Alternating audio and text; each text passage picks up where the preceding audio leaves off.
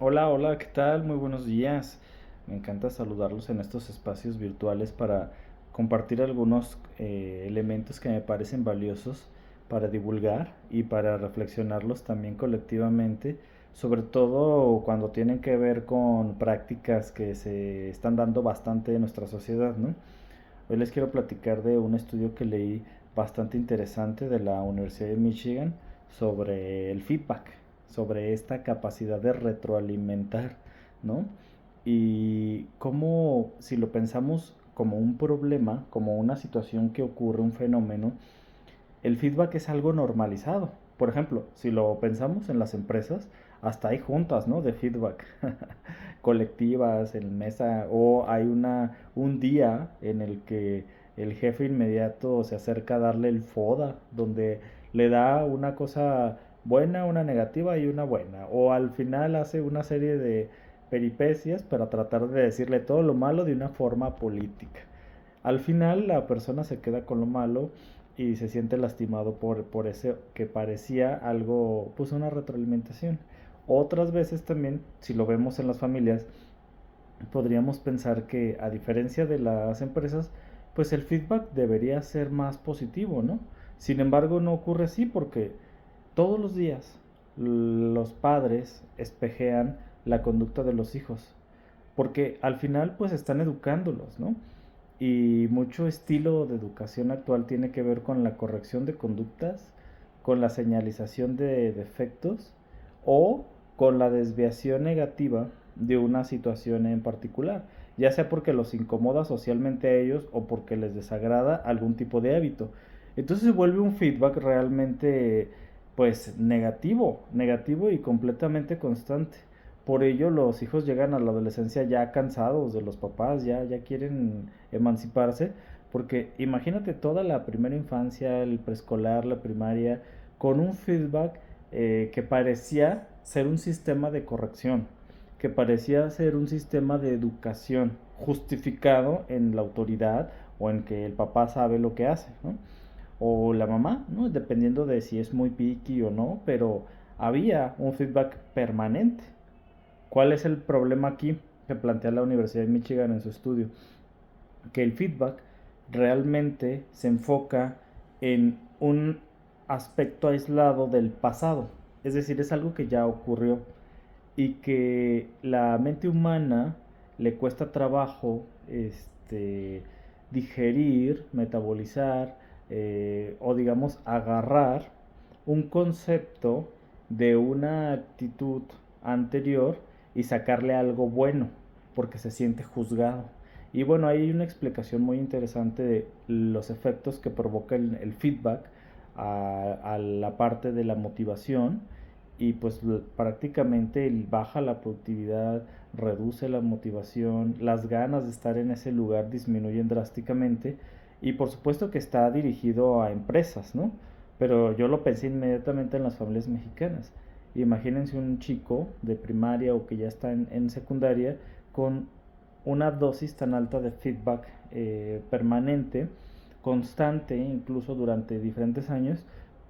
Muchas veces decimos, es que tiene una jeta, ¿no? Es que, es la carota que me hace. Es que ya no quiere ni participar en los eventos de la familia. Muchas veces no es la adolescencia eso, ¿eh? Muchas veces es este hartazgo, esta desmotivación a este feedback permanente que tiene una distorsión negativa, porque si bien las familias lo hacen con la intención de modificar el comportamiento peligroso, de riesgo o simplemente el hábito que no les agrada, pues al final del día la motivación baja, el deseo de estar ahí disminuye y las ganas de cambiar de entorno, porque al final es cierto, hay que validar que eso es un error. Hacer feedback con una distorsión negativa, una desviación negativa, durante mucho tiempo a una persona le daña, le afecta.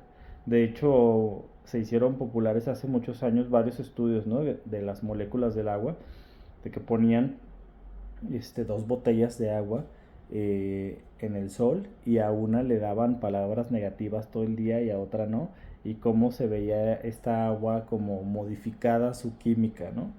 Si eso ocurría con las moléculas del agua, ¿qué pasará en el cerebro humano? No importa si es un hijo, si es la pareja, eh, esta capacidad de dar feedback tenemos que repensarla. Tenemos que repensarla y desaparecer esa práctica. El feedback no es una práctica positiva, ni constructiva, ni para las empresas, ni para las familias. Es más, hay una propuesta, se llama eh, Feed Forward. Feed Forward. ¿Qué es el Feed Forward?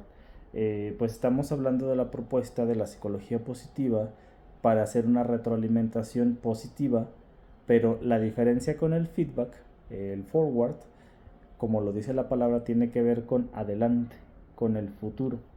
Imagina que ocurre una situación que no te gustó con tu hijo, con tu adolescente. En lugar de darle retro de lo que viste y de enfocarte en lo que no te gustó, plantea una situación a futuro de qué vamos a hacer cuando pase una situación similar. ¿Cómo nos adaptaremos a esto en el futuro? Si estás en tu trabajo, ¿qué vamos a hacer en el siguiente reto, en la siguiente meta? ¿Cómo vamos a actuar? ¿Cómo te gustaría que yo actuase en el futuro? En lugar de por qué hiciste esto, por qué hiciste aquello, tocar la herida, realmente pareciera algo sencillo, pero no. Ya vimos que el estudio de la Universidad de Michigan documenta una desmotivación y una baja en el deseo de pertenencia abrumador de las personas que reciben feedback constantemente. Entonces, la propuesta es el feed forward de la psicología positiva aplicado al futuro. Y hicieron un experimento en diferentes organizaciones sustituyendo uno por otro y encontraron que había un elemento bien interesante. Le llamaban The Ability of Repair Relationships. Está bien interesante porque el repair significa pues reparar, pero sobre todo porque retoma las relaciones humanas como lo que son, relaciones humanas. Quita la posición de prejuicio de poder, porque si lo pensamos, por ejemplo, un líder en una empresa es líder porque tiene habilidades, no porque no nada más es la autoridad, sino hay habilidades para llevar a las personas a lograr la mejor versión de sí mismos. Si lo pensamos en la familia, evidentemente la idea de la paternidad y la maternidad es ayudar el propósito y la construcción de la existencia y el propósito y el disfrute y la mayor y la mejor versión del hijo o la hija para sí mismo y para los demás. Pero el feedback pues va creando como esta sensación de ser observado de manera prejuiciosa, esta sensación de que se hiperenfoca en lo negativo y de que al final todo lo demás queda de lado, como si no importara todo lo bueno que sí se hizo.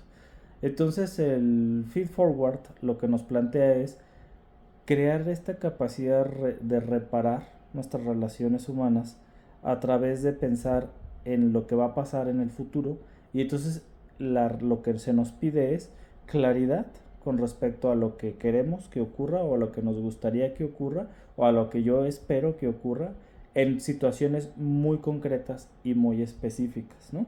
Si lo pensamos en la empresa es la siguiente semana hay un evento y en lugar de enfocarnos en el feedback y decir los últimos eventos que has hecho ha fallado, bla, bla, bla, así que ponte las pilas en eso, lo que garantiza ese feedback es que el empleado ya llegará a ese evento desmotivado y probablemente eso no va a fallar, pero otras cosas nuevas sí.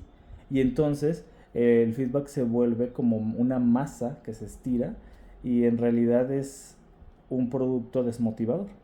Si lo pensamos en los hijos, es la próxima vez que vayamos a hacer esto o aquello, o si tenemos un viaje en puerta o una actividad en puerta o una actividad muy, muy cercana, ¿qué esperamos? ¿No?